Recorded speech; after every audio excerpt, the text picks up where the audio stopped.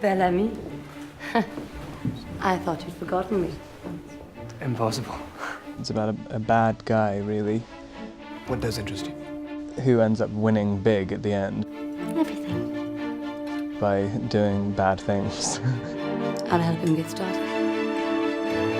It's done with a sort of zeal that, like, he's just screwing everybody over. What's the matter? I believe your luck? It's pretty torturous stuff that goes on in the story. I don't mean to frighten you. Everyone underestimates him, and then he becomes this great sort of social climber and survivor. I didn't come here by chance. People don't quite see him coming. There's absolutely no repentance, and he learns no lesson at the end. And I thought, like, well, it's not really told that often. He basically seduces powerful women up the tree of French society, mostly connected with the newspaper industry. So he uses sex, really, and their huge attraction for him to get to the top of the pile. Will you eat a pear, Madame Rousset?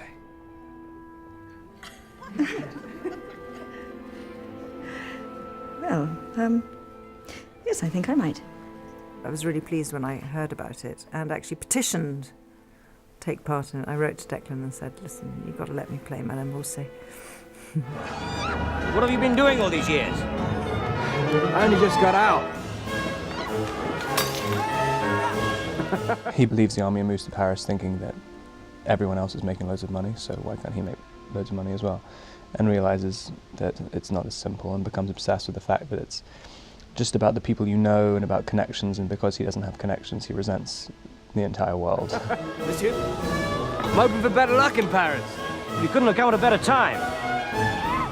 Paris is filthy with money. Rotten with it.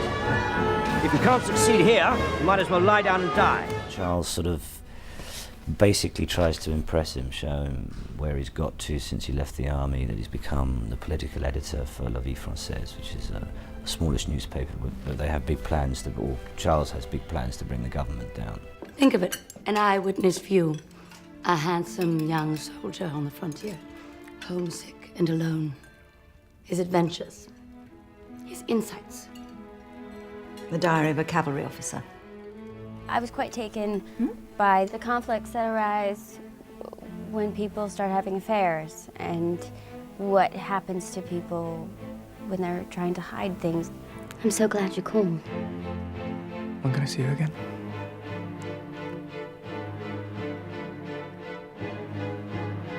I'll come to you tomorrow. He, by fluke, falls into a clique of people who are making money, and they all see something in him which he doesn't even see in himself.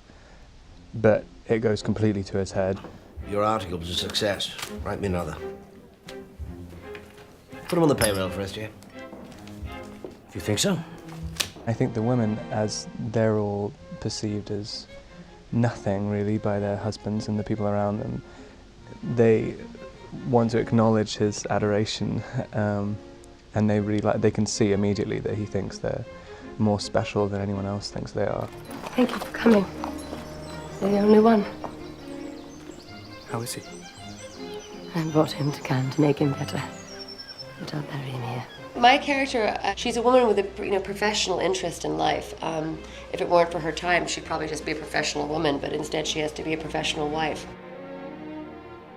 Do you want to be the man who brought down a government?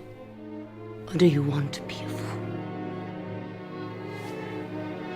I very much admired my character, but Kristen Scott Thomas's character is incredibly moving. She plays a woman, and committed and very religious woman, very committed to her marriage, who sort of fools herself and falls in love with Robert Pattinson's character, but she becomes so sincere and she sort of breaks her heart. You shouldn't have seduced me. You should have left me where I was, a happy and faithful wife. Please let me come with you. With this film, there is a question, and I think it'll be left up to the audience to decide whether Georges is the kind of person who is capable of love or not. I am sorry I hurt you. It is worth saying. There are so many modern parallels. It's about the manipulation of the media. It's about a government illegally invading an Arab country for their natural resources and lying to the people. It's about how the media colludes or doesn't collude with that. It's about sex, celebrity, and it's about how somebody can get to the top with really very, very little talent. You know, some of the moves and maneuvers they make are just are jaw-dropping, you know, in their kind of audacity, and you're like, oh my God, I can't believe he's, you know, it's like, I can't believe he's doing that, I can't believe she's doing that. Not one of the characters is in any way an exception to that. They're all kind of at it. Have you ever seen such a host of buck-toothed cretins?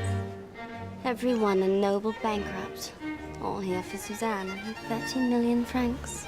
There's some pretty low moments. There's so much greed in there, there's so much lust, there's a lot of really nasty passions that are in the story, which is always great to do in acting.